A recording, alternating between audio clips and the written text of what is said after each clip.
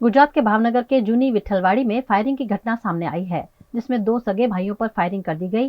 Firing में कुलदीप सिंह झाला की मौत हुई है, जबकि ऋतुराज सिंह झाला को गंभीर हालत में सिविल हॉस्पिटल इलाज हेतु भर्ती करवाया गया है।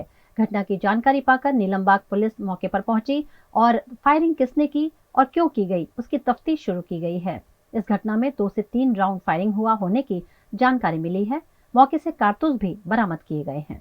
4:30 વાગ્યાની આજુબાજુ ભાવનગરના વિઠ્ઠલવાડી વિસ્તારમાં કુલદીપસિંહ અને ઋતુરાજસિંહ નામના બે વ્યક્તિઓ રાહુલ વેગડ નામના વ્યક્તિ સાથે ઝઘડો કરતા બનાવવાળી જગ્યાએ પહોંચેલા। બનાવવાળી જગ્યાએ આ ઝઘડામાં રાહુલ વેગડના મામા રાજુ વેગડ પણ અંદર આવેલા। આ ઝપાઝપીમાં મળતી માહિતી મુજબ રાહુલ વેગડની પાસેથી જે ફાયરિંગ 3 રાઉન્ડ થયેલા છે, જેમાં એક વ્યક્તિ કુલદીપસિંહ એમનું મરણ ગયેલ છે। અન્ય જેમને ઈજા થઈ છે તે અત્યારે સારવાર નીચે છે।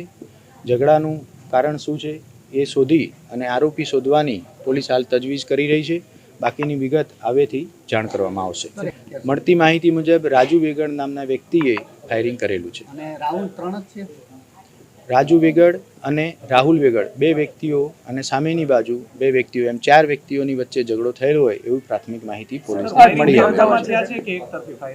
ફાયરિંગ એક જ તરફી થયા હોય એવી શક્યતાઓ રહેલી છે। જૂની કોઈ અદાવત હોય એવું પ્રાથમિક તબક્કે દેખાતું નથી।